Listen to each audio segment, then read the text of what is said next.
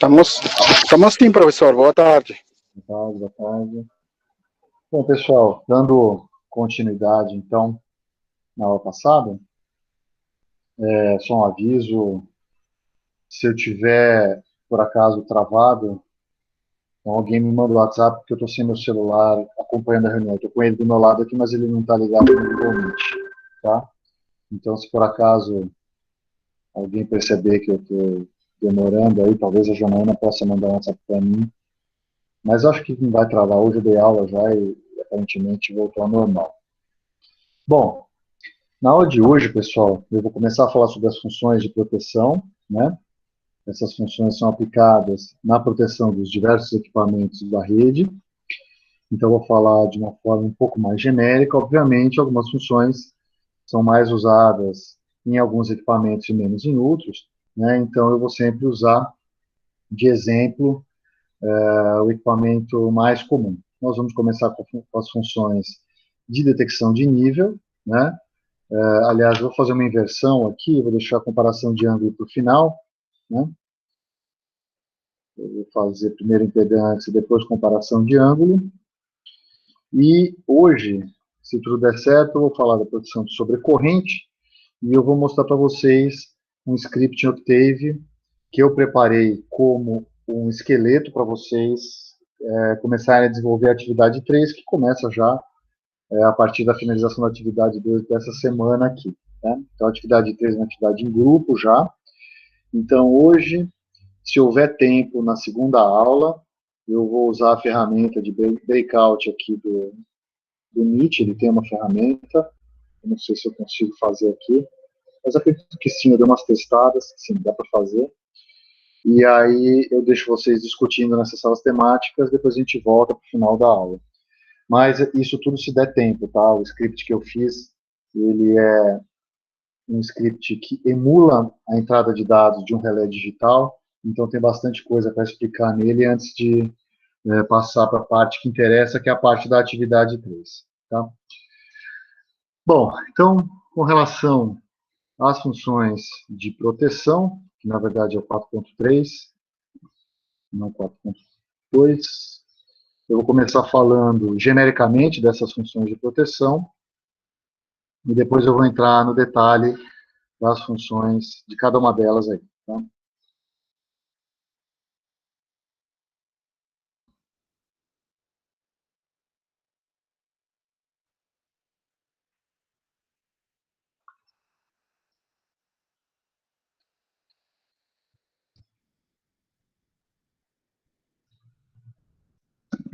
Então, as funções de proteção consistem aí naquele conjunto de fenômenos físicos ou de cálculos computacionais, seja de computação analógica, seja de computação digital, que permitem que seja feita a detecção do evento. Então, a detecção se chama também de performance characteristic.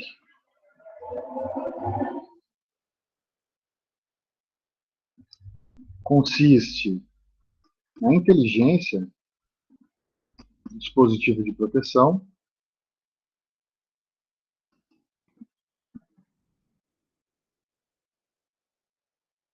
e, tipicamente, se relaciona com o fenômeno que se pretende detectar ou evitar, né? Os tipos de função são os seguintes.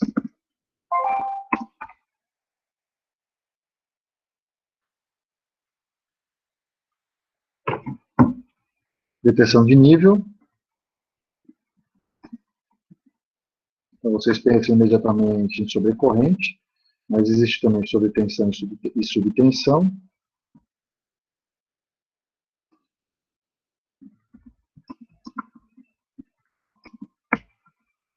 Então, as sobrecorrentes instantâneas e temporizadas têm numeração 50 e 51 de acordo com a norma ANSI.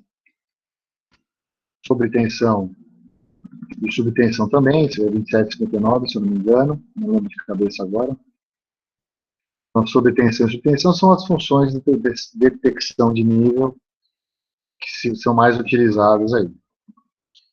Além disso, a produção diferencial. A produção diferencial implementada, ela é tipicamente diferencial de corrente, que é a lei de Kirchhoff para as correntes, e você pode utilizar a proteção diferencial para qualquer equipamento, essencialmente do sistema, né? Normalmente essa função está muito associada à proteção de transformador, proteção de linha, né? Mas ela pode ser usada virtualmente para qualquer equipamento, né? Existem várias implementações, a implementação mais comum é a diferencial percentual, depois eu vou falar sobre tudo isso. A proteção de impedância, o pessoal conhece mais como função de distância, mas ela tem várias implementações, uma delas é a própria função de distância, que pode ser implementada com uma função do tipo admitância, ou MOC se chama, né, ou a função de distância quadrilateral, mas existe ainda a função de impedância, com alguma direcionalidade para evitar falhas de segurança na proteção, né? Então, essa função é baseada no cálculo da impedância a partir do local de instalação dos transformadores de instrumentação.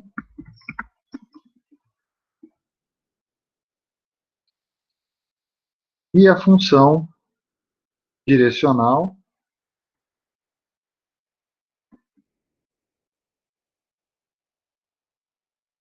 é chamada de comparação de ângulo, que por si só, por simplesmente uma comparação de ângulo, na verdade não tem função de proteção alguma, mas quando ela é utilizada em conjunto com outras proteções, ela pode tornar a proteção mais seletiva, né? Quando você usa, por exemplo, a comparação de ângulo associada à proteção de sobrecorrente, fazendo então uma proteção de sobrecorrente direcional. Ou quando você tem uma proteção de impedância, que faz o cálculo do módulo da impedância, e você faz uma comparação de ângulo também, para verificar se essa impedância medida se encontra a montante ou a jusante do ponto de instalação dos transformadores de instrumentação, né? Então, ela faz a comparação de fase, do ângulo de fase, vamos dizer, vai, ou da defasagem, melhor, entre duas grandezas, tensão e corrente, por exemplo. Mas pode não ser só tensão e corrente, você pode comparar tensão e tensão, ou corrente e corrente, né? Existem algumas proteções que você faz isso, mas você sempre tem que ter associado a comparação de ângulo a grandeza que detecta o fenômeno, né? Quer dizer, a comparação de ângulo vai permitir que você seja mais seletivo. Tá? Tudo bem, pessoal? Dúvidas? Estão me ouvindo ainda?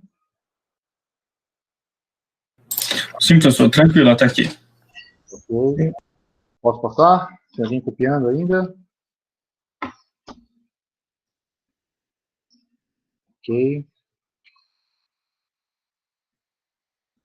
E aí nós vamos começar a falar agora sobre a detecção de nível, em especial a gente vai falar sobre a proteção de sobrecorrente, que é a que, a detecção de nível, aquela que é bastante utilizada aí como proteção principal, se a gente estiver tratando de redes radiais, ou com alguma retaguarda, ou como algum tipo de proteção de retaguarda em redes não radiais, embora com perda de seletividade, né?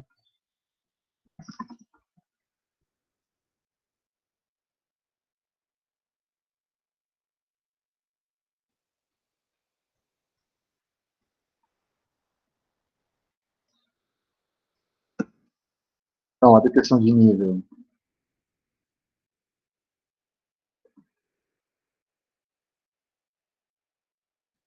é o princípio de atuação mais simples,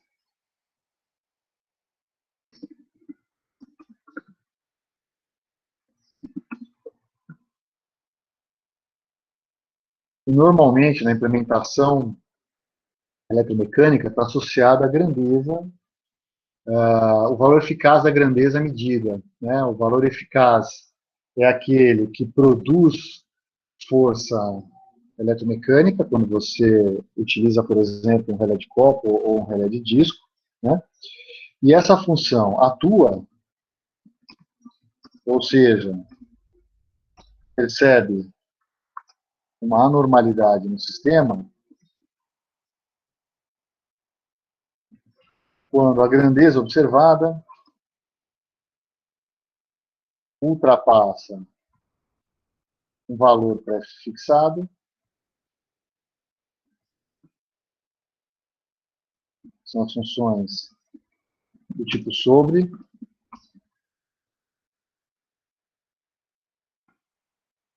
ou quando cai abaixo de um valor pré-fixado. É função do tipo sub.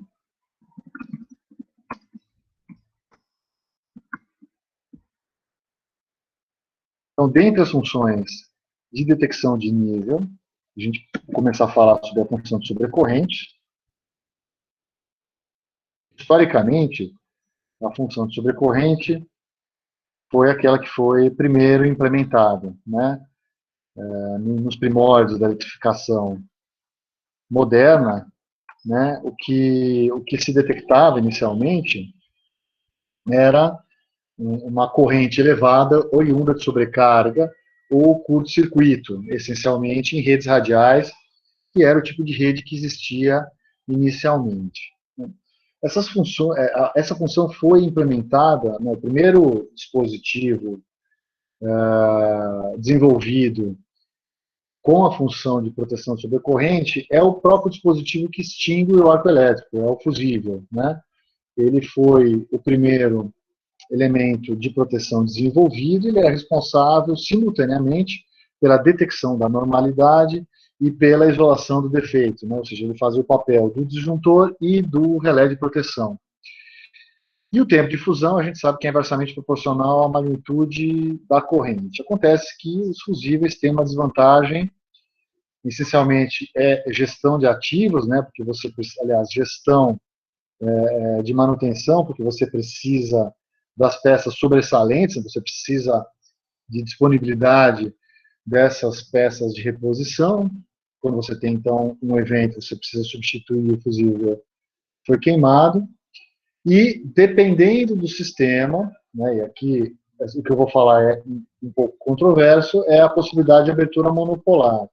Né? Em determinadas situações, a abertura monopolar ela pode não ser vantajosa, principalmente se ela produz sobretensão nas fases SANS, com risco de abertura de arco nas fases SANS. Né? Mas, hoje em dia se faz estudo para definir se vale a pena ou não fazer abertura monopolar. Né? Então, a função sobrecorrente tem esse histórico. E para tentar resolver essas duas desvantagens, né, foram desenvolvidos dispositivos de proteção que são desacoplados do equipamento responsável pela abertura do sistema, né, que a gente chama de disjuntor, e esses primeiros dispositivos eram os dispositivos eletromecânicos, né, os relés de copo e os relés de disco. O relé de copo é o relé instantâneo, que também podia ser implementado como tempo definido, simplesmente mudando o ajuste do contato móvel associado ao copo, né, e o relé de tempo inverso, que era implementado com o relé de disco. Tá? Então, reproduzindo o que eu falei aqui antes de passar para o próximo slide aí. Então, essa função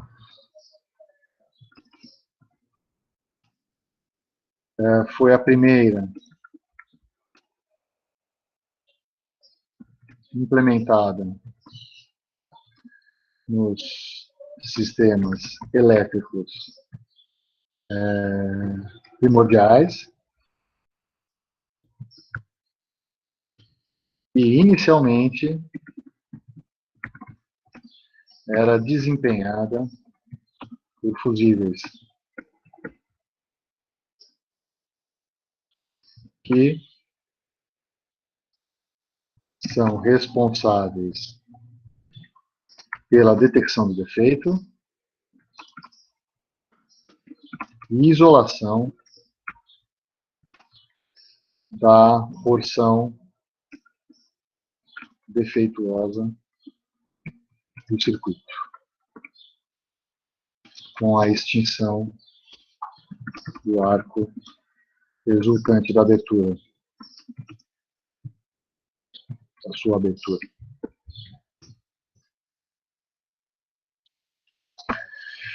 O tempo de abertura é inversamente proporcional à magnitude da corrente de curto-circuito, o que é uma vantagem, porque correntes mais severas podem produzir danos mais severos também, né? Então, quanto mais rápido abrir, melhor. Porém, ele tem desvantagens. Essas desvantagens são essencialmente duas aqui. Então, a primeira delas é a necessidade de substituição. Então, você precisa ter uma gestão adequada de sobressalentes, né? Significa aqui fusíveis de reserva e equipe qualificada para a sua substituição. E dependendo da magnitude da ocorrência, você pode ficar com falta de fusíveis, falta de equipe ou falta simultânea dos dois, né? E além disso, como eu tinha falado, é abertura monopolar, né? Você não tem controle do tipo de abertura.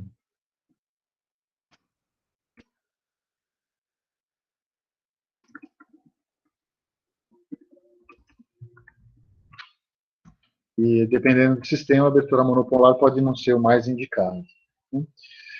A depender da magnitude, quer dizer, o que é a magnitude da ocorrência? Olha, eu não tenho números aqui na cidade de São Paulo, porque eu nunca tive contato com esses números, mas eu tive contato com números, por exemplo, da Copel em Curitiba, né? Eles têm o hábito de atender 150 a 300 ocorrências em até 1 hora de chuva tropical no verão, né? Imagina você fazer o escalonamento de equipe de manutenção para atender de 150 a 300 ocorrências em 1 hora. Imagina você ainda ter que dispor aí de fusíveis reserva para poder fazer essa manutenção. Além de você escalonar as equipes, você precisa ter o equipamento sobressalente disponível para isso, né? E você só vai utilizar quando você tiver essa quantidade grande de ocorrência, então você vai ficar com o dinheiro empatado ali, né, no seu estoque para garantir uma interrupção mínima do fornecimento de eletricidade.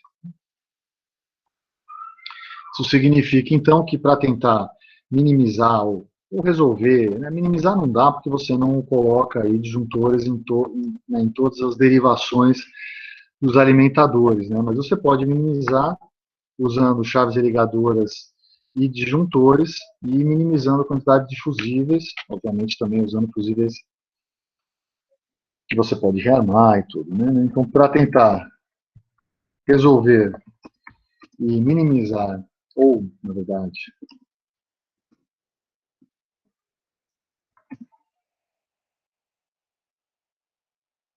essas duas desvantagens, foram desenvolvidos dispositivos eletromecânicos de proteção desacoplados, os disjuntores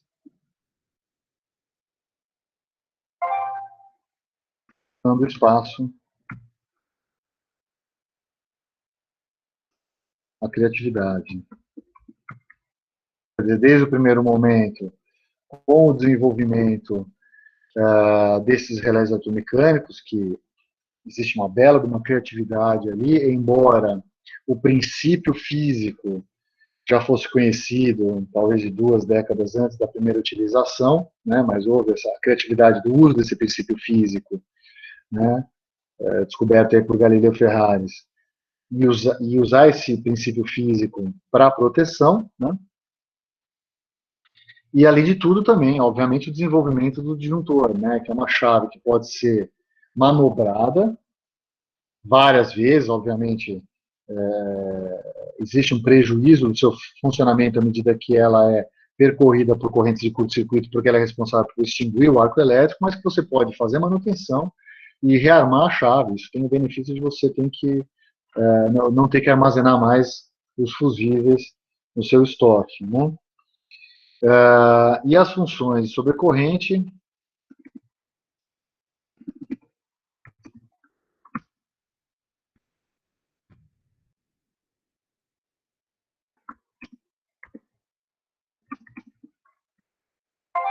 foram desenvolvidas as seguintes funções de sobrecorrente. Então, a sobrecorrente instantânea. E aqui, de novo, vai um pouco de confusão na nomenclatura, né? Porque quando você transforma essas funções de proteção em funções numéricas, né, onde existe um cálculo matemático que representa essas funções, perde um pouco o sentido em falar função de corrente instantânea e função de corrente de tempo definido, né, que eu vou explicar aqui. Mas, mantendo aqui a nomenclatura, né, então a função sobre a corrente instantânea sem atraso intencional, né, ela é a função ANSI 50 e possui, aliás, depois eu falo sobre os ajustes, vai? E depois a sobrecorrente temporizada,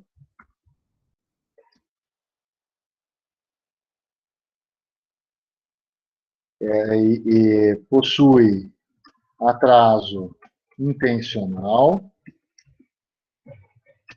proporcional à magnitude da corrente ou com valor definido.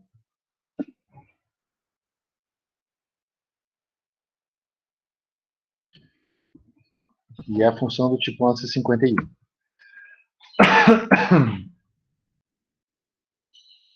Tudo bem, pessoal? Posso passar esse slide aqui ou vocês querem esperar um pouquinho para copiar?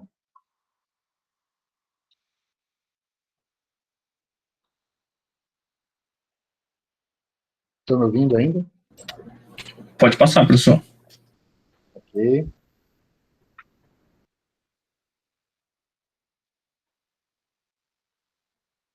E aí eu posso desenhar os gráficos da função de sobrecorrente de tempo definido e a função de sobrecorrente de tempo inverso.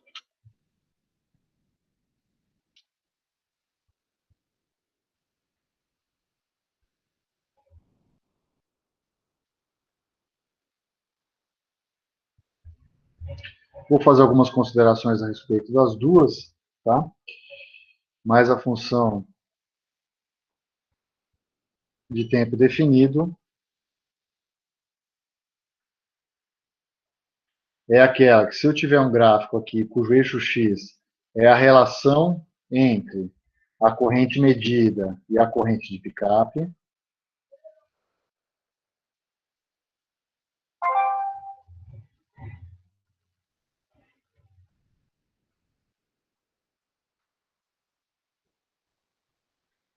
isso aqui vale 1, e o tempo de atuação, que a gente chama de TD, tempo definido, guarda uma relação com esse valor de m, ou seja, para m menor que 1, não atua, para m maior do que 1, atua com esse tempo definido aqui, né? Então, a região aqui de não atuação é aqui. Vou colocar isso aqui. Daqui para cá.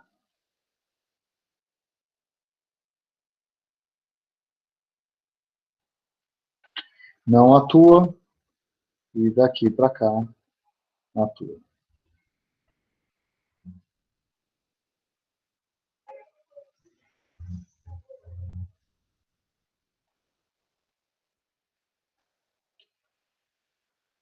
Tudo bem? Isso aqui é o tempo de atuação.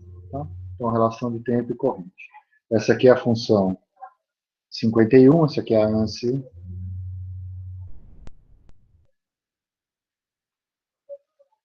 De tempo definido. Ou tempo independente, né? Já vi os dois termos aí.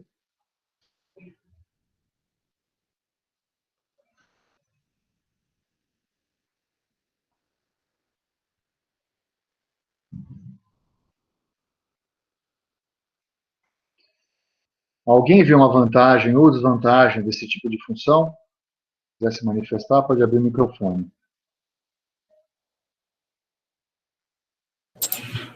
Professor, só uma dúvida. Aí não seria 50? Não. A função 50 você não tem como mexer no TD. Ok. Ah, isso aqui é uma função temporizada em TD. Por isso que eu falei no começo. Eu estou usando a definição canônica, digamos assim. Embora seja confuso, porque se você pegar uma função 50 no relé numérico, e você ajusta a corrente de picape, passou da corrente de picape da trip. Se você colocar como comando de trip, antes do comando de trip, uma porta e aí você põe um temporizador que conta TD segundos, e fica latched depois de terminar de contar, ou seja, você precisa da saída do temporizador igual a 1 e da função 50 igual a 1, você fez uma função de 51 de tempo definido. Tá? Então, assim, quando você transforma em numérico, tudo começa a ficar meio confuso. E por que eu falei sobre essa função de tempo definido? Vamos olhar para o seu disjuntor de baixa tensão, que tem na sua casa, que a gente chama de disjuntor. Na verdade, ali dentro eu tenho 2 relés e mais um disjuntor, né? Você tem um relé térmico, que atua para as correntes de sobrecarga, a partir da corrente de picape, certo? Que é mais ou menos, dependendo do disjuntor, 1,5 vezes a corrente nominal que está marcada ali, certo? Ok. Acima de um certo valor, atua aquele êmbolo que parece que na verdade não é o relé de copo, mas o princípio é o mesmo. Acima de uma certa corrente, aquele êmbolo se move no sentido de desarmar aquela traquitana mecânica que segura a chave do seu disjuntor, né? Na hora que ele solta aquilo ali, a mola puxa de volta e promove a abertura. Então, acima daquela corrente atua aquele êmbolo, que seria a proteção instantânea. Só que aquela proteção instantânea, você não tem como atrasar a atuação dela. Então, o seu disjuntor ele é 50/51 na sua casa. Só que o 50 não é instantâneo, porque existe um tempo de trânsito até o êmbolo promover a abertura ou encostar na traquitana mecânica que solta, né, o interruptor, solta aquela base que segura o interruptor e a mola puxa de volta. Então, o que é o TD ali? O TD seria aumentar essa distância. Então, Entendi. no relé de copo, se você não colocar atraso nenhum no relé de copo, ele é o 50. Se você mover o contato móvel, você está aumentando esse TD. Então, você entende que é uma zona meio cinza? Então, quer dizer, o que eu quero dizer da função 50? Se você não tiver como mexer no TD, ela é sobrecorrente instantânea. Se você tiver como mexer no TD, é uma função temporizada, mas de tempo definido. Você define o tempo de atraso. Sim, sim, sim. Tudo bem? Não, perfeito, professor. Na verdade, é como você falou, é instantâneo com tempo definido, né? Ele conta esse tempo, né? Ou temporizada com tempo definido, você entendeu? Porque eu estou temporizando, Aham, aham, entendeu? aham. Então é uma zona cinza, tá? Não, legal, legal. É isso aí.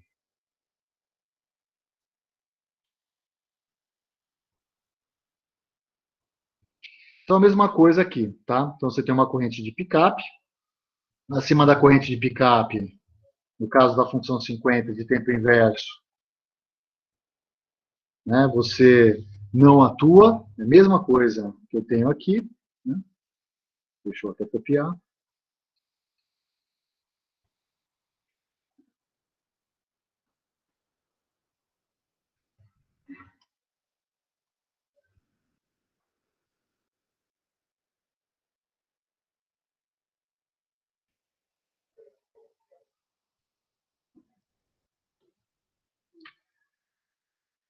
Só que tem uma coisa, você tem umas curvas que são assintóticas a essa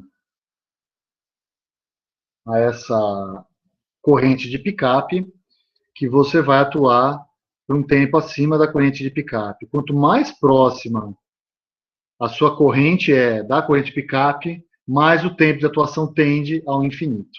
Tá?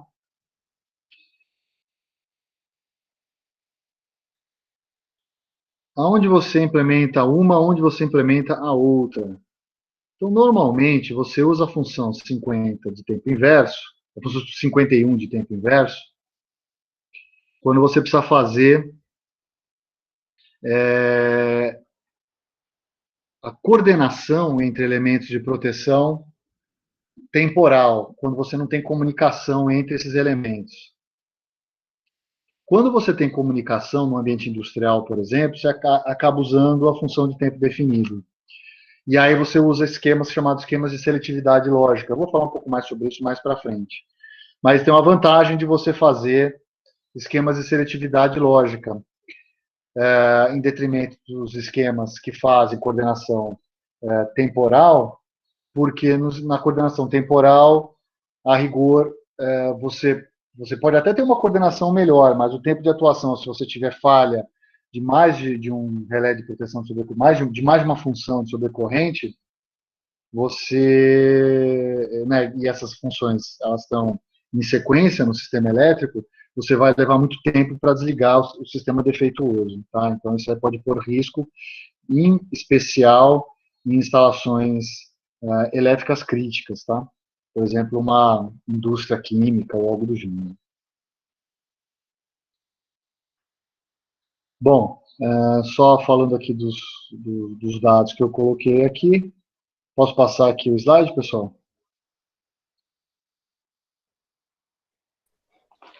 Pode, professor.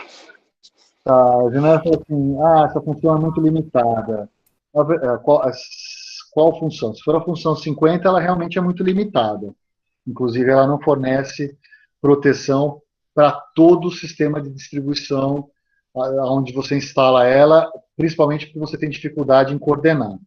Agora, quando você usa a função de tempo definido, que ela pode ser uma ANSI 51 com um TD ajustável, uma ANSI 50 com um TD num temporizador, numa porta AE que dá o trip, a implementação tanto faz que dá no mesmo, né? Você consegue coisas bastante sofisticadas, tá? Eu vou falar sobre isso já já. Tá? Então,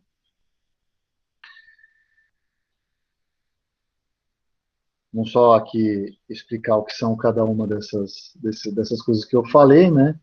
Então, onde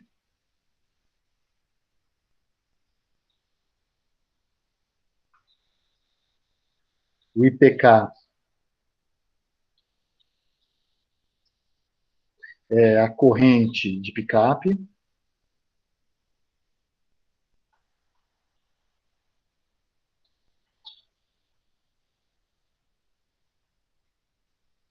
essa corrente de picape ela é ajustável.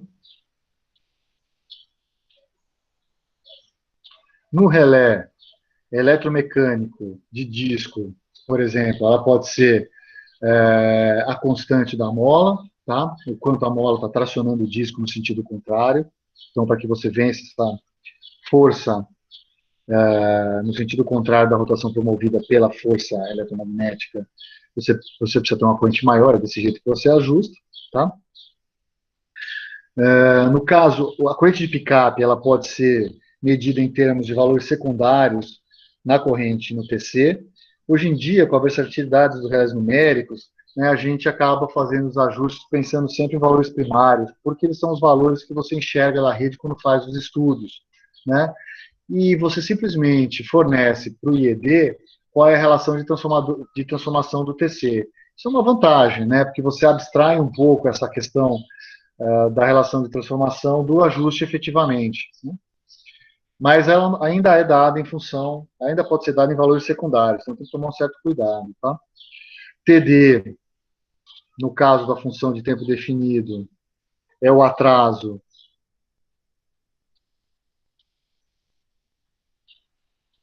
definido e ajustável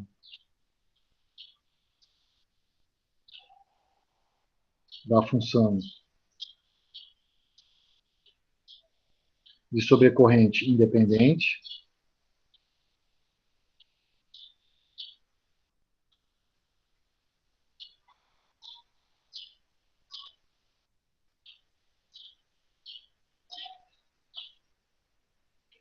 E M é o múltiplo da corrente de atuação.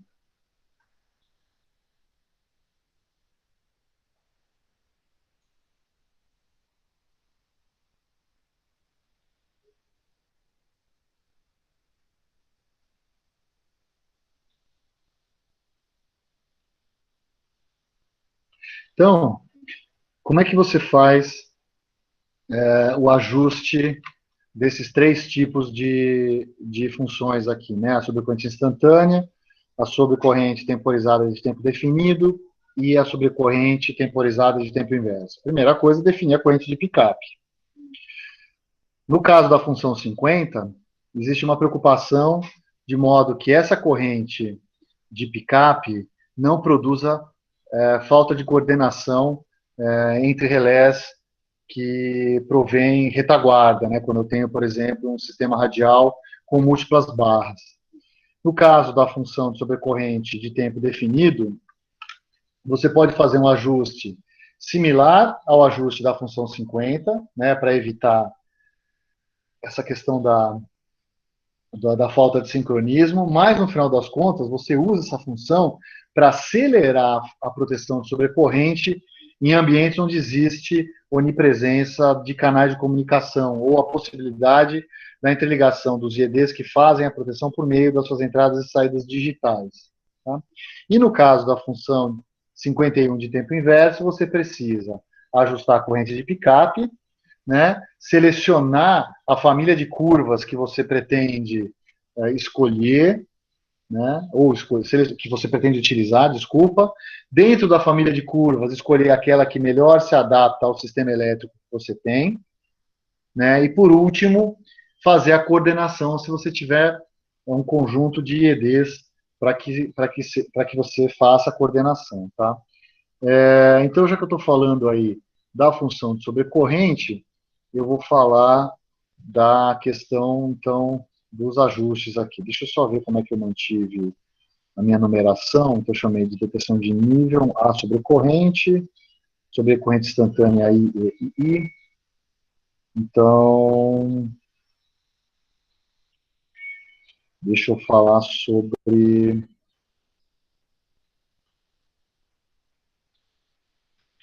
Vou chamar de A ponto.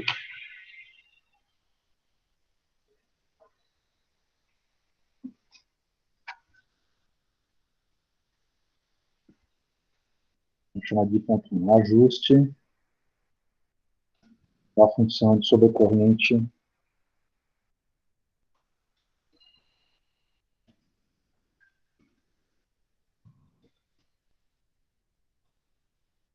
instantânea. Então, eu vou usar, para explicar os ajustes, sempre o mesmo sistema, tá? Eu vou admitir que eu tenho um sistema com 3 barras e 2 relés, tá? Então,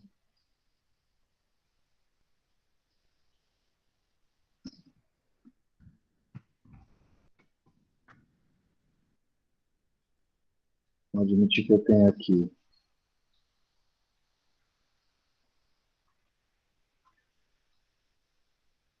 uma barra um relé, outra barra aqui.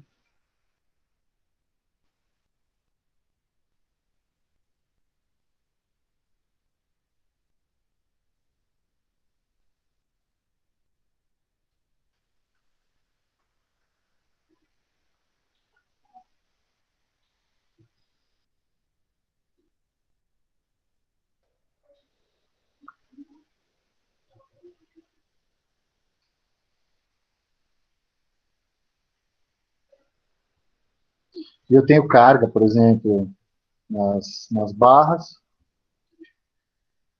essas cargas. Eu vou usar esse desenho mais para frente em todas as funções.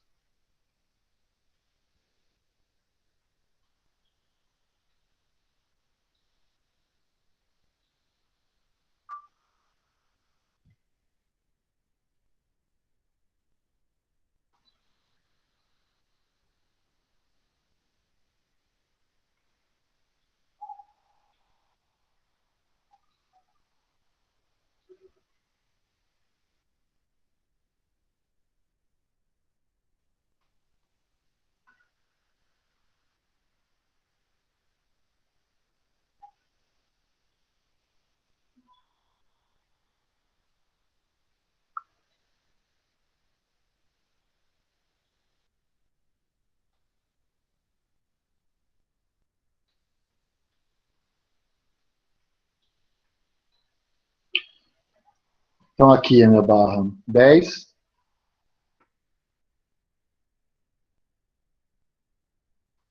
Então, eu tenho aqui para trás meu sistema equivalente.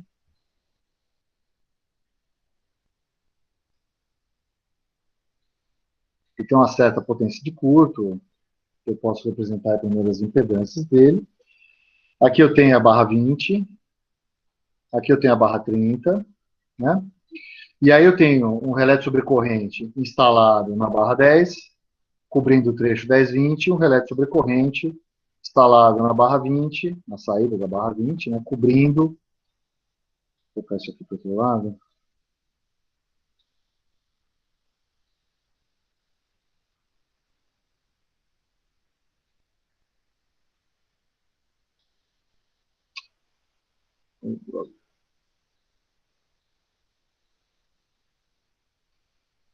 O relé aqui também, protegendo aqui o trecho 20-30. Então, isso aqui é o relé 10, com a função 50. E aqui o relé 20 também com a função 50. Né? O que acontece é que, se eu tiver um defeito no trecho 20-30, eu quero que o relé instalado na barra 20 atue. Eu não quero que o relé instalado na barra 10 atue, a menos que o relé da barra 20 falhe. Eu não consigo proteger 100% do trecho. O que se faz, tipicamente, é admitindo que eu tenha uma corrente de curto-circuito na barra 20, que ela vai ser praticamente, ela vai ser, na verdade, vista tanto pelo relé instalado no trecho 20-30, quanto pelo relé instalado no trecho 10-20. Vou chamar essa corrente aqui de curto-circuito máximo na barra 20. Ó, não se prendam ao nome barra 20, porque se a falta acontecer na cara do relé que está aqui ou na barra, o curto-circuito é o mesmo, porque a distância elétrica é praticamente a mesma, né? Então, como é que você faz normalmente, eu estou falando de valores primários, para garantir que eu consigo coordenar adequadamente a função 50 do relé na barra 10 e a função 50 do relé na barra 20. Então, tipicamente, o que eu faço é a corrente de picape do relé na barra 10 tem que ser maior ou igual a um fator de segurança que multiplica a corrente de curto-circuito máxima na barra 20, né?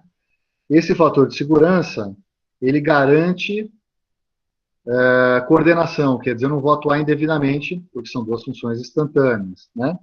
Onde o fs é tipicamente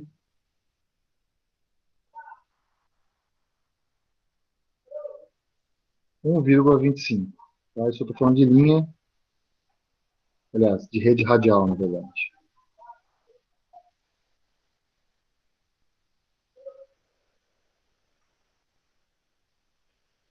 Agora,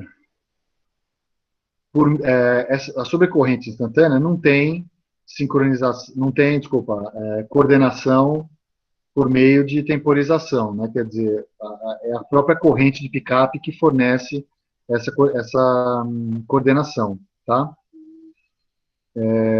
E além disso, já que você está usando um fator de segurança maior que na verdade, de valor aqui 1,25, ou seja, maior do que 1, curtos que são vistos pelos dois, tem curtos aqui que não são vistos pelos dois IEDs, tá? E isso pode fazer com que não tenha atuação do 10 com uma falta acontecendo a jusante do 20, com uma falha ou de disjuntor ou a falha do próprio relé de proteção, tá?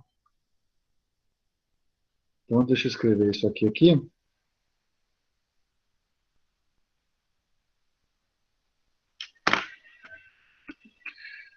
Para a sobrecorrente da função, né? Sobrecorrente instantânea, não é possível obter seletividade por meio de temporização.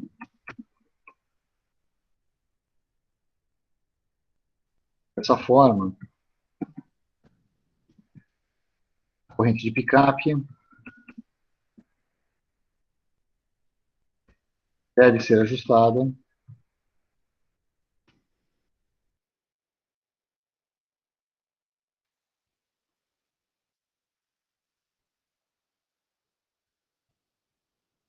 para que nenhuma falta a jusante do seu trecho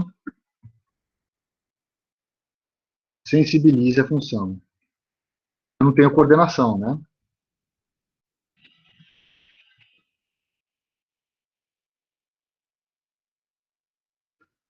Isso significa que a função é incapaz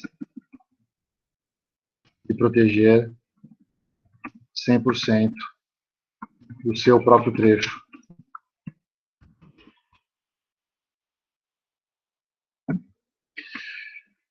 Esse que é o problema de você adotar um fator de segurança maior do que 1. Quer dizer, você vai proteger o trecho 10-20, mas a uma distância menor do que o comprimento total do trecho. Tá? O ICC máximo, tipicamente, é um curto trifásico com a impedância de curto-circuito do sistema equivalente em um valor baixo. Né? Admitindo que essa impedância varia ao longo do dia, você pega um valor pequeno da impedância, ou seja, uma potência de curto-circuito maior. Tá? Então, deixa eu colocar isso aqui em vermelho.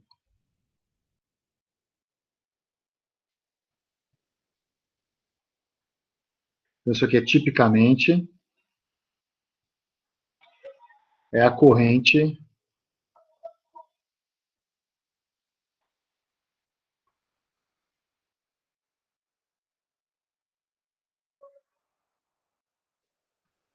de curto trifásico com impedância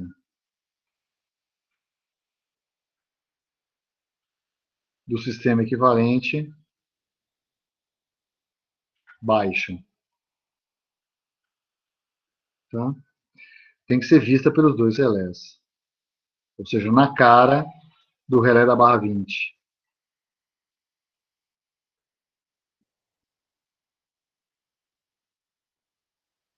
Tudo bem, pessoal? Dúvidas? Ô, professor, Ok. Diga.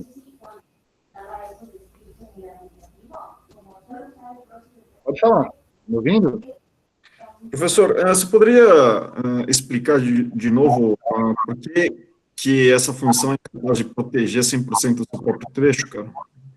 Porque é o seguinte, imagina que eu tenho um curto-circuito a jusante da barra 20 na cara do relé da barra 20, certo?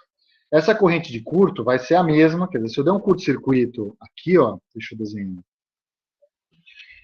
Vamos movimentar esse meu curto aqui para cá. Se eu der um curto-circuito aqui, ó, na cara do relé, peraí, deixa eu fazer uma coisa aqui. Um grupo, vira de lado. Deu um curto-circuito na cara do relé.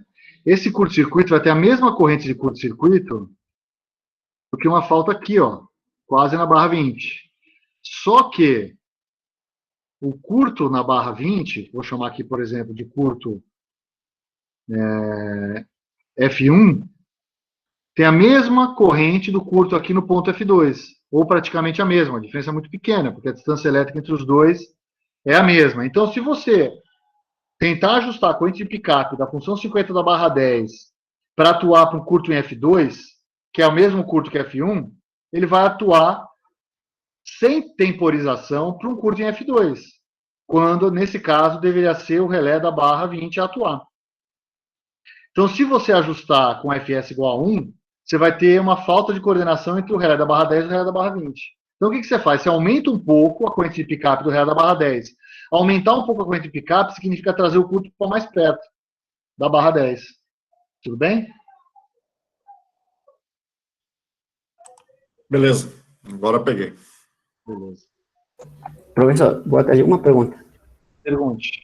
No caso que você está falando, não pode mudar o fator de segurança? Como assim? Não entendi sua pergunta. Por exemplo, se você aumenta a corrente de curto-circuito, né, na barra 20, então, por exemplo, você pode mudar o fator de segurança para, sei lá, 1,30?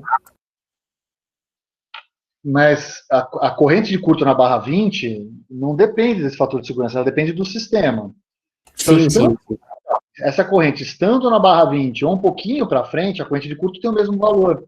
Então, quer dizer, o ajuste do FS, na verdade, é para garantir coordenação, é para garantir seletividade, mas eu vou perder uma parte do trecho 10-20 fazendo isso. Se eu aumentar mais o FS, eu vou estar perdendo ainda mais o trecho 10-20. Entendeu? À medida que eu aumento o FS, eu trago o quanto eu enxergo do defeito para cá, ó. Eu trago para cá. Porque a corrente de defeito aumenta à medida que eu me aproximo do SE, que o sistema é radial. Tudo bem? O que você está querendo dizer, professor, é que nesse caso aí, o relé da barra 10, ele não iria atuar, correto? Ele não vai atuar para esse curto-circuito na barra 20, exatamente. Exato. Beleza. É exatamente isso. Então, quer dizer, se o curto-circuito acontecer na barra 20, nenhum dos dois relés vai pegar, ou seja, você perdeu, você vai ter falha de operação. É isso que vai acontecer. Entendeu? Perfeito, professor, entendi. É exatamente Valeu, isso. professor. Bom, em sistemas onde você tem uma maior incerteza nos valores, tanto da impedância de curto-circuito na barra 10, a impedância equivalente, né, quanto nos valores das correntes de curto em si, ou, eventualmente, você tem menor frequência na revisão dos ajustes, né, porque o sistema equivalente ele varia ao longo dos anos, ele pode ter um aumento na potência de curto. Aí você pode utilizar um fator de segurança maior, tá? Então, isso pode acontecer. Deixa eu botar essa observação aí.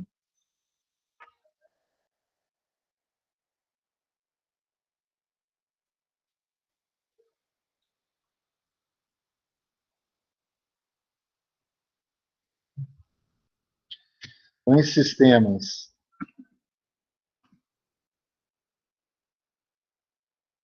observação aqui, onde a incerteza dos dados é maior, ou a frequência de revisão dos ajustes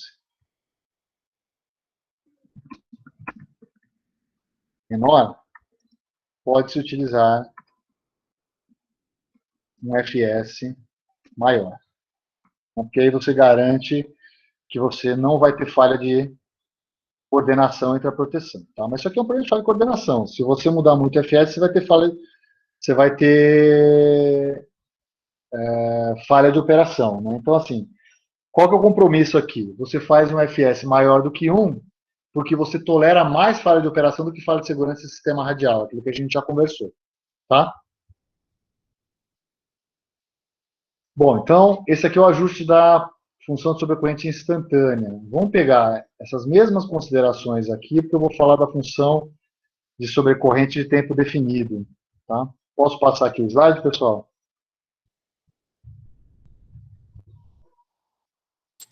Pode sim, professor. Ok. Professor, Obrigado. posso fazer uma pergunta com relação ao exercício de TC? Posso pedir para você fazer essa pergunta quando a gente for para o intervalo? Alô? Pode me fazer essa pergunta no intervalo? Posso. Ah, então beleza.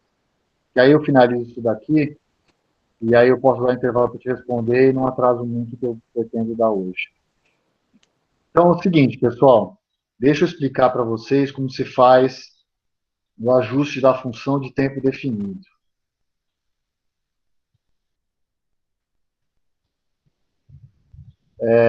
Eu vou botar 51 aqui, mas é tempo independente, tá? Tem o TD ali. E deixa eu tirar essas funções F1 e F2 aqui, que por enquanto isso aqui não é muito relevante para mim. Só uma coisa, deixa eu arrumar. Ué, por que a carga veio bagunçada aqui? Bom, esses copy-paste disso aqui sempre dá problema. Vamos botar isso aqui. Vou colocar esse outro aqui para frente. Na carga. Vou chamar isso aqui de F1.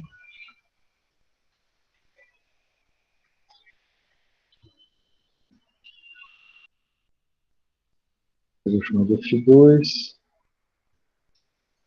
E vamos entender como funciona isso daqui, pessoal.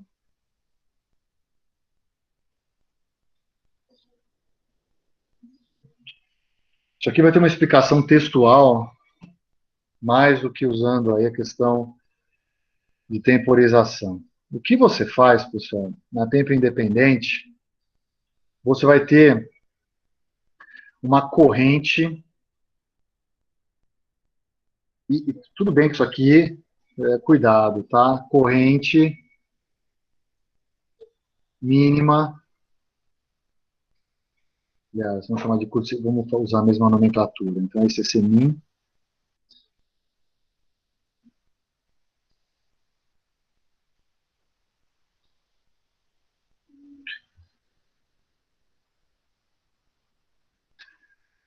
Então, o que você vai fazer aqui? Na barra 30 também tem a função vai ter uma proteção, mas não vou colocar no desenho aqui, que não é tão relevante assim. Vamos lá. Você vai ter a corrente de picape, ela tem que ser... Você vai fazer parecido com a função de sobrecorrente de tempo inverso. Você vai escolher uma corrente de picape que é maior ou igual a 1/2 a corrente máxima de carga.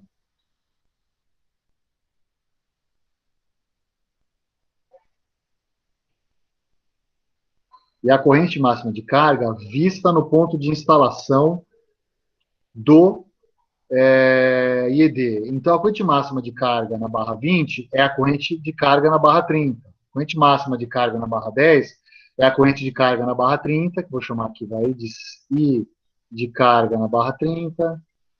Vou chamar isso aqui de I de carga na barra 20. Você não faz nem a soma fasorial aqui, você faz a soma em módulo, porque aí você ganha uma margem de segurança.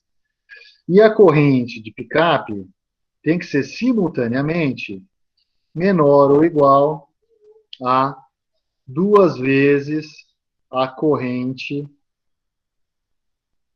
mínima, aliás, a corrente de curto-circuito mínima.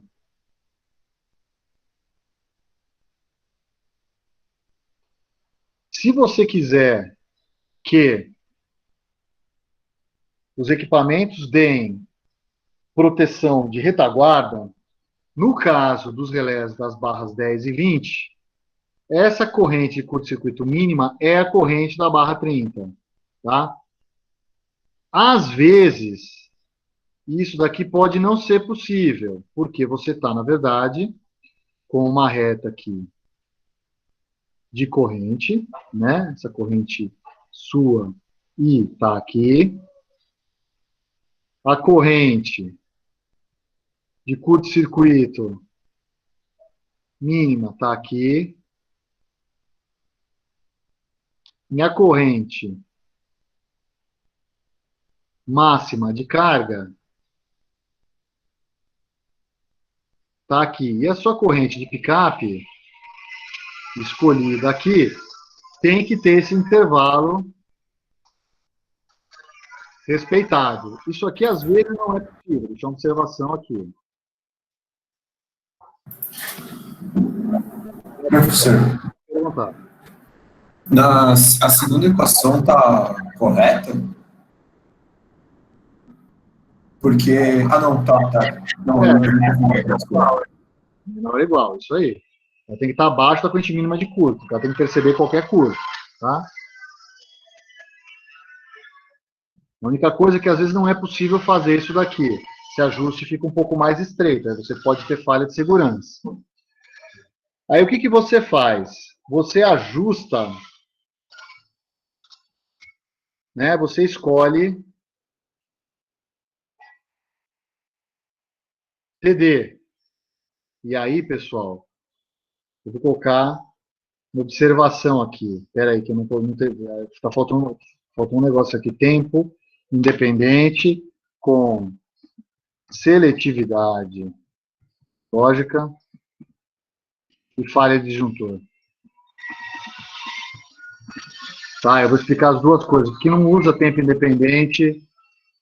Opa. Você não usa tempo independente sem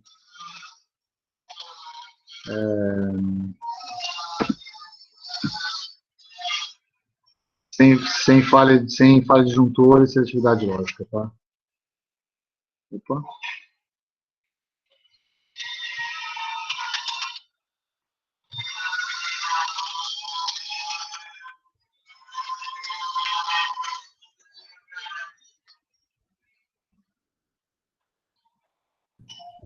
Professor, Diga. no caso aí você vai ter um range aí para a corrente de picape entre 1,5 da corrente de carga máxima e 2 vezes a corrente de curto-circuito mínima trifásica. Depende da backup, hein? Isso. Para essa corrente de picape, o que acaba sendo melhor? Você trazer esse valor mais próximo de 1,5 da carga ou trazer o valor mais próximo para 2 vezes da corrente de curta? Olha, eu acho que depende um pouco de onde você pretende instalar isso daqui. Se você acha que uma falha de operação ela é mais crítica do que uma falha de segurança, eu traria mais próximo para a corrente máxima de carga. Tá? Normalmente, em sistemas industriais, esse é o problema mais crítico, é você ter a falha de operação. Tá?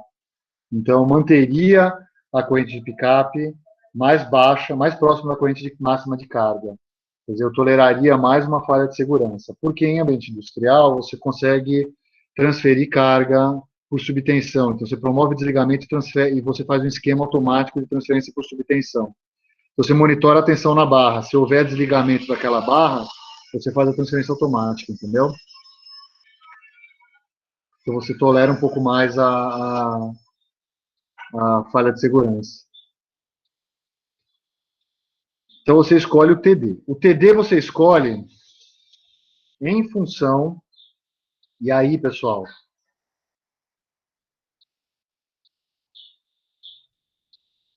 dos atrasos típicos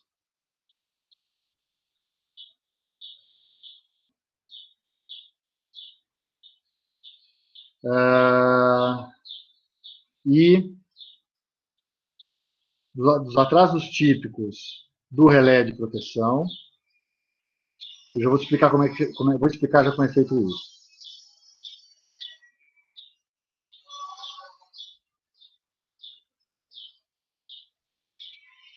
E dos tempos de comunicação.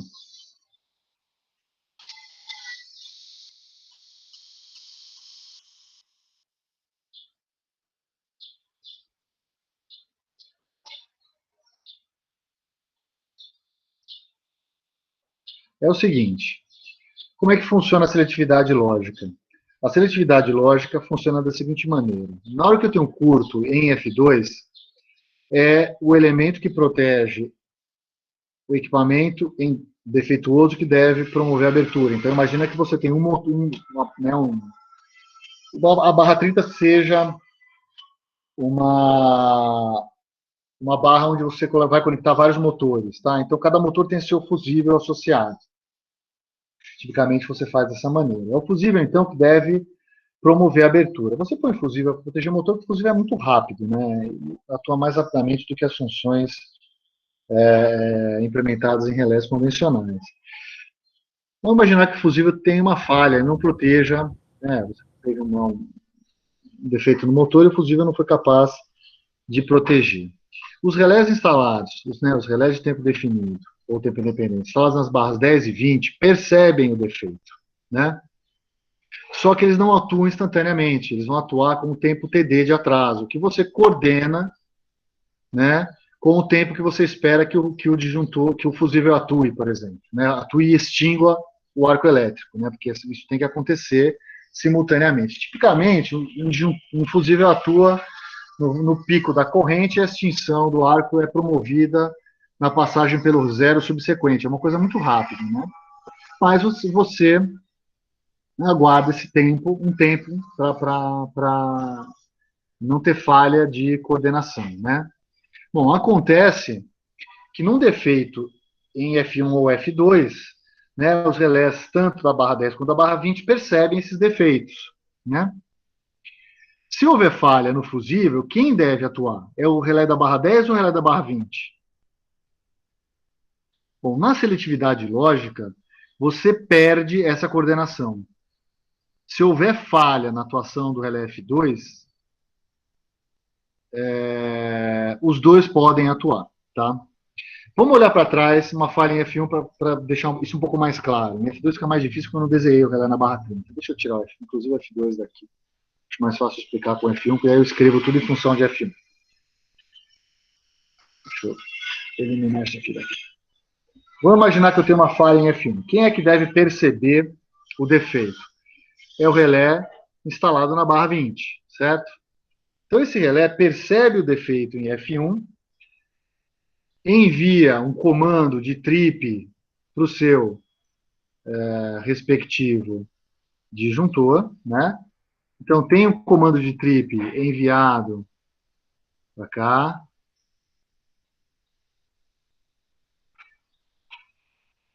E esse comando pode ser um comando puramente elétrico, é a saída do relé que está direto no circuito de trip, mas ele manda um comando de bloqueio para o relé a montante. Tá? Então, trip para o disjuntor e bloqueio para o relé a montante.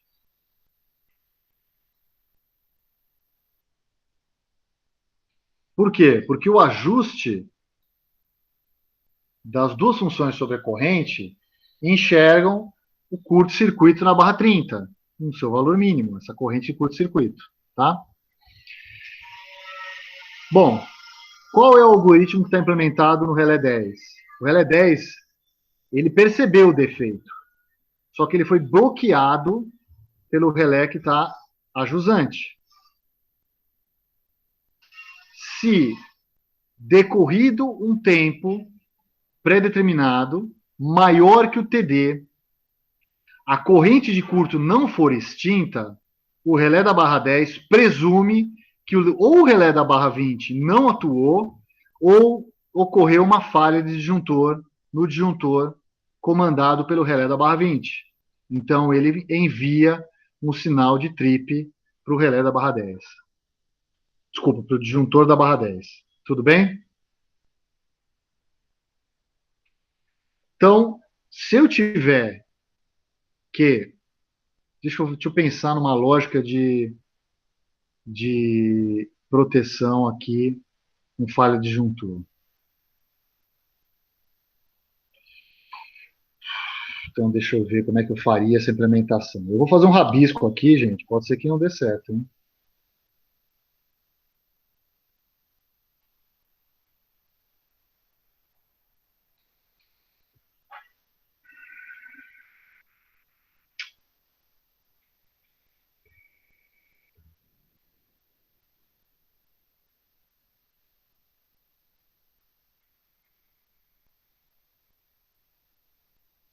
Deixa eu pensar um pouco aqui. Primeira vez que eu faço isso, bate pronto, a chance de dar errado é grande.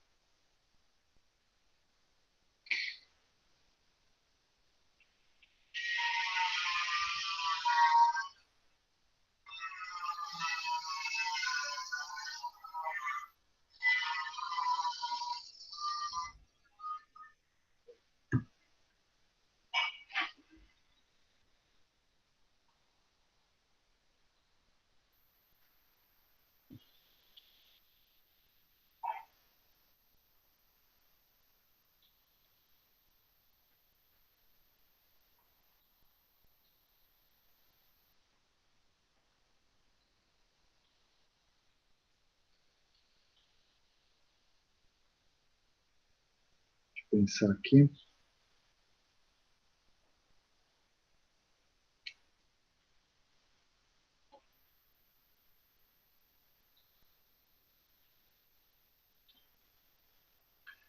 Tá meia boca esse daqui, gente. Deixa eu ver se eu...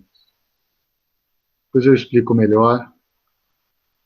Depois, se eu achar alguma dessas implementada na Litrote, eu trago para vocês aí.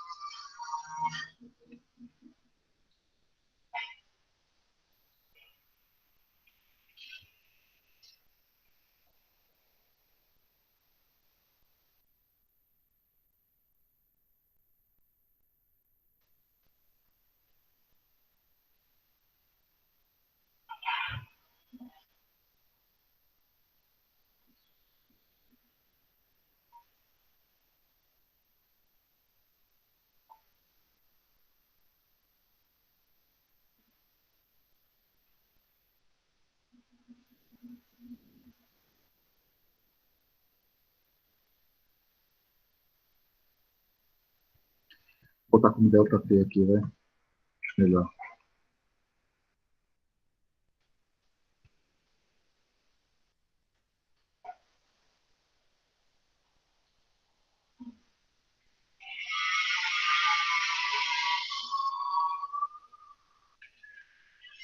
Então, essa é uma das implementações. Como eu fiz de bate-pronto, talvez essa lógica não tenha 100% de segurança, tá? Então, para eu ter trip aqui, eu preciso ter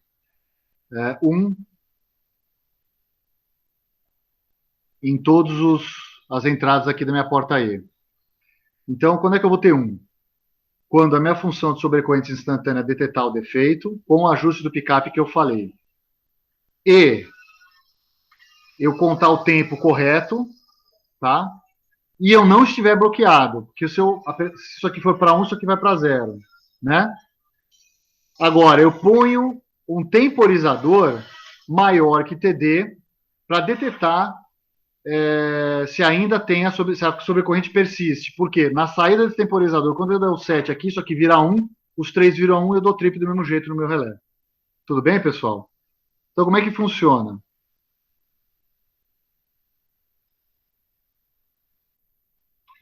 Eu vou dar um exemplo aqui. Uma falta em F1, o relé, vamos chamar de função, vai a função 51 de tempo independente do relé da barra 20 atua após TD segundos, porém envia um sinal de bloqueio ao relé da barra 10 no instante que detecta a falta em F1. Esse relé, vamos chamar, o relé da barra 10 fica bloqueado durante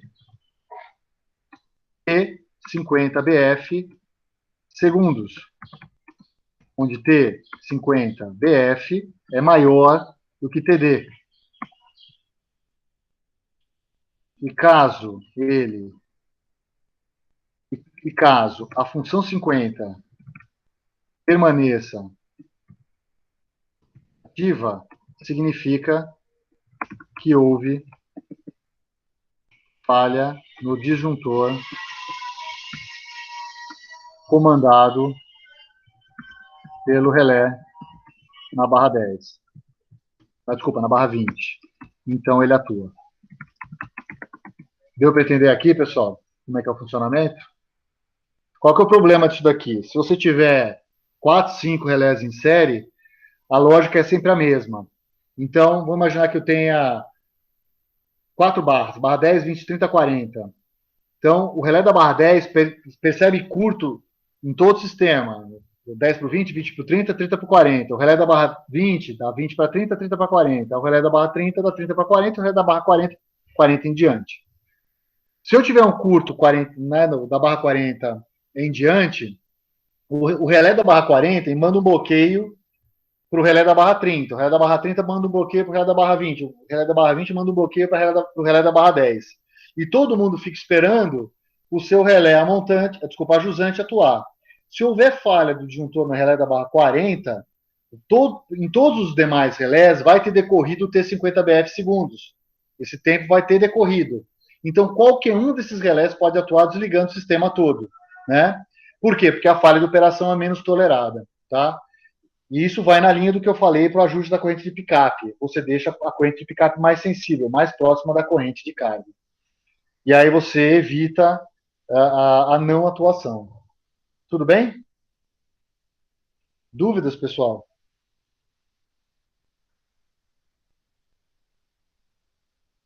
Professor, no caso da função instantânea, se, por exemplo, não for possível escolher o picape da função na barra 10 com 1,25 na barra 20, você tem algum problema de diminuir o tempo de picape da função 50 em relação ao tempo de picape da barra 10? Olha, qual que é o problema de você fazer esse ajuste? O problema de fazer esse ajuste aumentando o tempo de picape é que se você tiver vários IEDs em série, você vai, à medida que você aumenta uma barra no seu circuito radial, você aumenta esse tempo de picape. Então você está falando o seguinte: eu vou usar tempo definido. Tá bom, vou fazer isso aqui para você. Então isso aqui é o tempo definido com seletividade lógica e falha de disjuntor, que é o melhor, porque na pior situação, vamos lá, na pior situação, qual que é o tempo máximo de atuação da função de proteção nesse caso aqui? É o tempo dos 50 BF, porque se não atuar em TD, quer dizer, eu contei TD e deu falha de disjuntor, todo mundo vai atuar em T50BF, tudo bem? Vamos fazer o que o Felipe perguntou no chat aí. Então, vamos lá. Vou chamar de... Peraí, eu tinha chamado... Antes de... Peraí.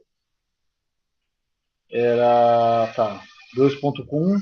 Eu fiz 2.1, vou fazer 2.2 aqui. Então, vou fazer esse ajuste que o Felipe sugeriu para a gente. Tá? Considerando, inclusive, o sistema. Vamos pegar aqui.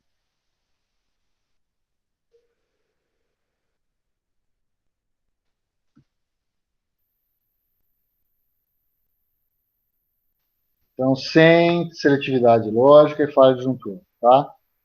Então, não tem sinal de bloqueio, não tem nada.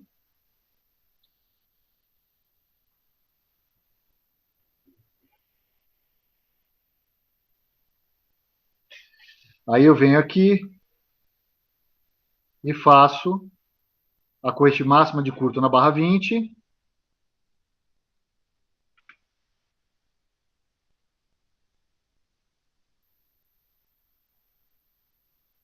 Isso aqui é o meu Imax. E vamos fazer o seguinte, vamos fazer o ajuste para fazer o tempo de atuação, considerando esse ajuste aí.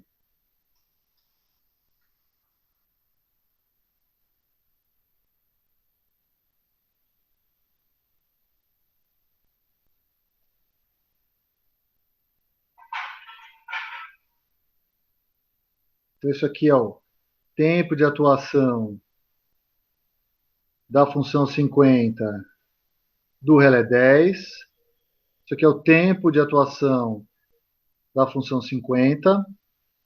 Vamos chamar a função 51, vai? Já que eu usei 51, vamos manter isso daí. Que não é, a rigor, não é a função instantânea, porque eu estou incluindo um tempo, embora seja tempo definido, eu estou incluindo um atraso intencional, tá? Relé na barra 10, relé na barra 20. Qual a sugestão do Felipe? A sugestão do Felipe é que a gente vem aqui e fala assim, ó, esse aqui vai ser o tempo de atuação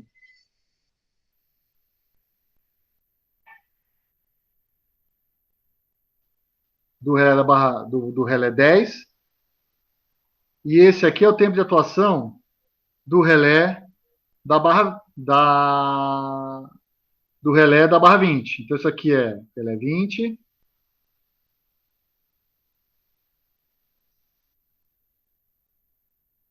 aqui é o relé 10. Tudo bem? Bom, para eu ter seletividade, eu preciso ter esse ΔT aqui, né? Esse ΔT, ele precisa ser suficiente para que no momento que eu percebo o defeito e comande o meu disjuntor, o disjuntor consiga eliminar o defeito, tá? Para disjuntores em redes radiais, né? Então, em redes de média,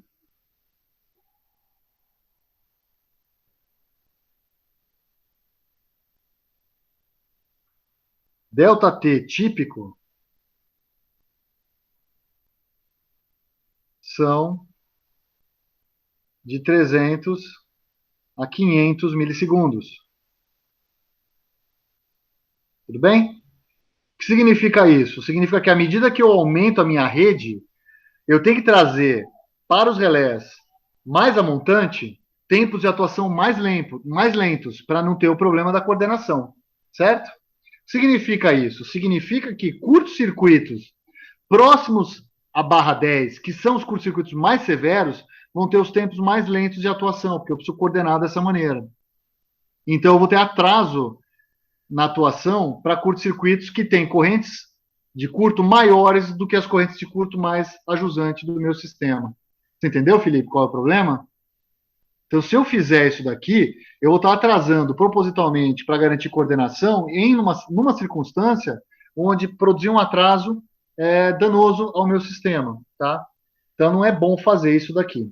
Com 2ED, você fala, pô, não estou perdendo tanto assim. Talvez não, mas na hora que você começa a encadear esses elementos, você começa a ter ΔT típicos grandes, né? e aí atrasos muito grandes na proteção. Então, o melhor é fazer seletividade lógica. Por isso que eu nem pensei em colocar isso daqui, tá? Que não, normalmente não se faz isso, tá? Tudo bem? Entendi. Eu esqueci de escrever, eu estava pensando, caso respeitado o tempo crítico de eliminação de falta, né? Tá, então, quando você tem o tempo crítico, aí você tem esse problema que é acrescentar esse tempo à medida que você põe sempre. Quando você põe um IED, você acrescenta esse tempo, toda vez que você põe um. Então, esses sistemas radiais, por exemplo, e muito longos, você vai ter um problema de atuar lentamente para cursos mais severos. Tá? Então, normalmente, quando você faz tempo independente, você usa algum esquema de proteção com comunicação, tá? Só que aí você precisa ter a comunicação. Esse que é o grande lance. E em rede de distribuição você não tem comunicação. Então, não se faz esse tipo de proteção. Né? Você precisa do canal aqui. Tá? Eu falei de TDs aqui da ordem de 50 milissegundos. E o T50BF aqui dá ordem aí de 100 milissegundos, é o que se usa tipicamente em ambientes industriais, tá? Mas, a rigor, você pode usar TDs mais curtos, a depender do tipo de conexão que você faz. Se o sinal de bloqueio for um sinal num canal digital, você tem coisas que acontecem aí em menos de 5 milissegundos, por exemplo, tempo de trânsito. Então, você, a rigor, poderia reduzir esse TD, porque o tempo de bloqueio porque o sinal de bloqueio vai vir rapidinho, né? Mas você precisa de uma certa estabilidade no sinal, você tem o bouncing do próprio canal, quer dizer, não é bom você deixar o bloqueio muito nervoso, não. É bom você garantir isso daí e aguardar um pouco. Né? 50 milissegundos não é uma coisa tão crítica, dependendo do nível de tensão, obviamente, tá? E 100 milissegundos também não. Sua média tensão não é um problema tão crítico, você pode reduzir isso para 80 milissegundos, que você atenderia tempos aí da rede básica, tá? Embora não se faça seletividade lógica desse jeito. Bom, só antes antes de ir para o intervalo, gente, deixa eu falar um pouquinho só sobre o ajuste da função temporizada e deixar isso aqui mais ou menos pronto para a gente discutir depois do intervalo.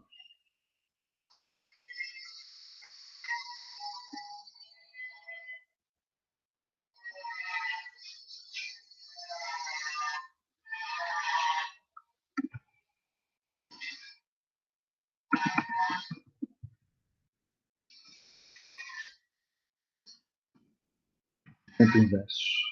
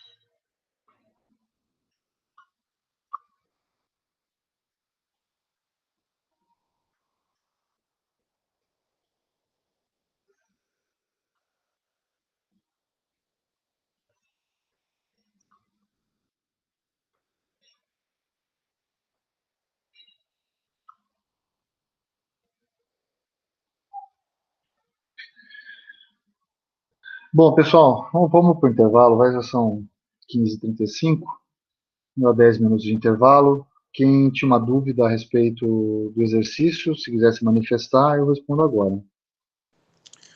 Ô, professor, a dúvida é a seguinte, né? São duas dúvidas, na verdade. Uma delas, com relação à determinação lá da corrente máxima do TC, né, da classe,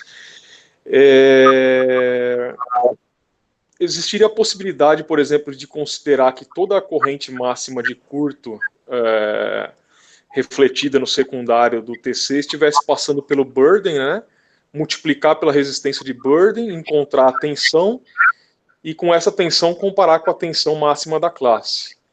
E uma outra maneira que eu queria perguntar também seria a seguinte, traçar a curva a curva do TC adotando os seguintes pontos, né? V de excitação 0 e de excitação 0, aí a V de excitação no joelho da curva, aquela que é dada pela classe de exatidão, e aí de excitação desse ponto, pegar a corrente máxima do curto refletida no secundário, desculpa, pegar a tensão máxima da classe no secundário, dividir ela pelo burden, aí eu calculo a corrente que estaria passando pelo burden, e eu subtraio essa corrente do burden da corrente total refletida no secundário, e aí eu teria a corrente que passaria pelo ZM, e aí então essa corrente que passaria pelo ZM, eu traço esse ponto de joelho, né, essa corrente com o V de excitação do joelho. E aí um terceiro... Oi, desculpa. Esse procedimento que você falou tem que ser iterativo, porque você não sabe a priori, entendeu? Tem que ser iterativo, né? Você acha a tensão, acha a corrente de excitação, desconta da corrente de carga, acha de novo a nova tensão, acha a nova corrente de excitação, desconta da corrente de carga e vai até convergir. É a mesma coisa que fazer a solução gráfica que eu dei em sala. Você desenha a curva de 45 graus e vai aproximando até bater na curva de excitação. É o mesmo procedimento, só que um é em vias de cálculo, que aí você faz o processo iterativo, o outro é via visual, né, pegando a reta de 45 graus. Então, mas a minha dúvida era fazendo visual mesmo, por exemplo, fazendo esse primeiro cálculo, né, jogando, vamos supor, eu estou considerando que eu estou no ponto limite ali, que eu estou com a minha tensão de joelho no secundário. Então, isso eu estou fixando, eu estou com essa tensão. E aí, então, eu divido ela pelo Z-burden e eu tenho aquela corrente no burden. Mas aquela corrente, na verdade, é a corrente total no secundário. É dela que você tem que descontar a corrente de excitação. Entendeu? Que você não sabe a priori qual é, porque você não sabe a tensão exata. Então, quando você desconta a tensão no burden, você acha a nova tensão de excitação, a nova corrente. Não, eu entendi, mas o que eu fiz foi o seguinte, eu fiz isso daí só para conseguir traçar a curva de magnetização do relé. Né? Só que não quer dizer que eu saiba em que ponto que ele está operando. Aí a segunda parte, aí era traçar aquela curva de carga, conforme você tinha falado, né, chutar um valor de ZM, varrer uma certa quantidade de valores de ZM lá e traçar uma reta, né, com a inclinação negativa, e aí sim ver onde ela cruzou com a reta de magnetização. Esse primeiro procedimento que eu falei é só para traçar a curva de magnetização. Seria isso mesmo? Mas cuidado nessa curva de magnetização, porque a tensão de joelho já tem saturação. Então, a reta linear não passa linearmente pela tensão de joelho. Sim, sim. Entendeu? O problema é esse. Você teria que pegar talvez uns 80% da tensão de joelho, dali para baixo é linear, depois começa a fazer a curva. Porque na tensão de joelho, você já está bem saturado, você já está errando 10% se for um TC de erro 10%. Uhum. Entendeu? Esse é o problema. Uhum. Tá. E a segunda dúvida, então, eu tinha usado isso daí só para ter vamos dizer assim, ter um esboço da curva. Eu tenho esses dois pontos, né? Eu tracei um terceiro ponto ainda, que seria um ponto onde eu coloquei corrente, tensão de excitação de 10% acima, né? De 1.1, né? Vezes a classe. E a corrente, como ele fala aqui, para 10% ele aumenta 50% da corrente, a corrente eu coloquei um valor de 1.5. Aí eu tive um terceiro ponto. Então ficou uma curva, né, uma reta, e duas retas, né? Duas retas onde dá para você ter a ideia ali de onde está o joelho. E aí eu tracei a intersecção com a outra curva calculada da maneira que eu tinha comentado, né? Chutando os EMs e tal, e traçando a curva de excitação e V de excitação com os EMs chutados, né? e aí via onde elas cruzavam, né? Poderia ser assim também. Eu precisaria pensar um pouco mais com relação ao chute do ZM, porque teria que e com relação a isso eu precisaria pensar um pouco mais. Eu não tenho certeza absoluta se dá, não sei. Mas se eu fizesse a primeira, se eu fizesse o primeiro procedimento, né, que é pegar a corrente máxima de falta, refletir ela para o secundário, e multiplicar pelo Z do burden e obter a tensão, eu também não estou incorrendo num erro, posto que não é a corrente total de falta que passa pelo burden? Está errando, sim. É que na região linear esse erro vai ser muito pequeno. Vai ser menos que 0,3%, entendeu? Uhum. É esse que é o negócio. Tá. Por isso que a minha dúvida de você tentar achar o joelho por esse método de mexer o ZM. Eu acho que ele não é muito. Ele vai trazer erros maiores, acredito eu. Mas também não tenho certeza absoluta, não. Precisaria pensar refletir um pouco mais a respeito disso. Uhum. E a segunda dúvida foi com relação para a saturação DC, né? Aí você tem a formulinha lá de 1 sobre 1 mais X sobre R, né? Esse X e esse R do TVNAN, foi até dúvida de outros colegas também, esse X e esse R eu tenho que considerar a impedância de sequência positiva ou é a impedância própria da linha? Isso aí gerou um pouco de dúvida. É um pouco misturado. Eu usaria a sequência positiva. Num curto fase terra, a multa não apita nada. É o que é um curto assimétrico. No curto trifásico, a multa apita pra caramba. Só que a corrente é simétrica. Tá. Talvez eu pegasse aquele que dá o maior divisor. Entendeu? O maior X sobre R. Porque no curso, na sequência zero, quando você faz Z0 mais 2Z1, né, que é que é a soma dos 3 circuitos sequenciais, você está matando ZM. Então, a corrente de curto depende só do Z próprio. E aí, a sobrecorrente, decorrente da componente aperiódica, depende só do próprio. Entende? Agora, no curto trifásico, não. Depende, porque o IA, como o 0 e 2 são 0, o IA é o próprio I1. Entendeu? Então, o IA depende do R1 e do X1. Então, por exemplo, no curto trifásico, a componente assimétrica da corrente depende, né, a componente unidirecional depende de R1 e X1. No curto fase terra depende de RP e XP. Aí vê qual é o pior. Tá. Tá bom? Ok. Eu acho que o pior vai ser eu acho que vai ser da mesma magnitude, viu? Se bem que o RP deveria ser 0, no caso ideal. Então, o XM, o X1 é menor do que o X próprio. Então, a sequência positiva vai apitar menos do que o valor do que o próprio. Eu acho que o próprio vai apitar mais. Se fizer, Sim, não sei se tem pergunta para isso. Deixa eu escrever isso aqui. Vamos lá. O próprio apita mais, professor. A corrente de curto-circuito fase terra, já refletido para componentes de fase, vale 3 e 0, né? Ou 3 e 1, tanto faz. Isso aqui é 3V de fase sobre Z0 mais 2Z1. Só que Z0 é ZP mais 2ZN. E Z1 é ZP menos ZN. Então, esse cara aqui vai ser 3VF sobre 3ZP mais só 3ZP. Só isso. Você entendeu? Então, quem apita na coisa de curto fase terra é o Z próprio. Então, a relação é XP sobre RP. Já no curto-circuito trifásico, você tem só o I1, que é V de fase sobre Z1. Né? Então, quem que apita aqui? É ZP menos ZM. Isso aqui vai ser, então, XP menos XM sobre RP, né? Se você usar naquela expressão menos RM, né? Fazendo X sobre R. Só que o RM deveria ser 0. ele existe porque você tem o retorno pelo cabo guarda, mas ele deveria ser zero próximo disso. Então, isso aqui cai e isso aqui não cai tanto. Então, esse valor aqui, ele é menor do que esse valor aqui de cima. Então, eu acho que esse aqui manda mais. Não sei se te respondi. Ok, obrigado. Deixa eu tirar isso aqui da frente, senão você não enxerga. Pessoal, já que eu perdi uns 10 minutos... Professor, Oi, vale.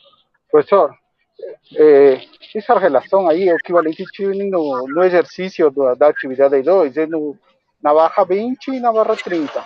Então, para mim, deu maior para a falta trifásica que a falta monofásica.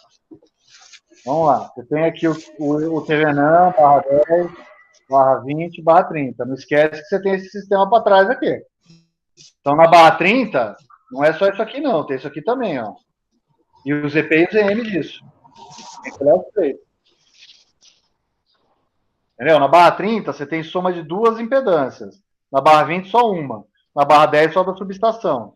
Então o que acontece? A relação X sobre R varia nas três barras.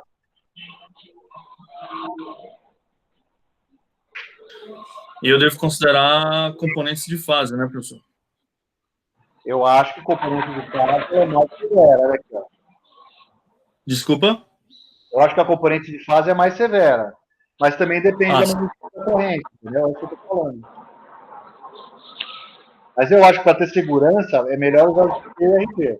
Essa relação é mais desfavorável do que o fase terra.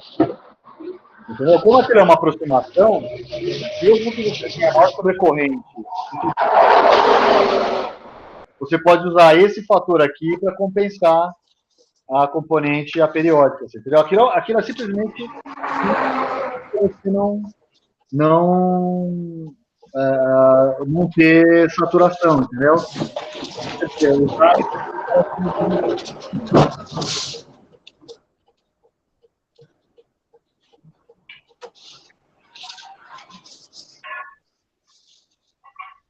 Pessoal, eu vou só tomar uma água, pessoal. Me dá aí uns... Que horas são agora? São 15h48. Me dá 5 minutinhos só para tomar uma água e já volto aqui, tá? Ok, professor. Tá bom, professor.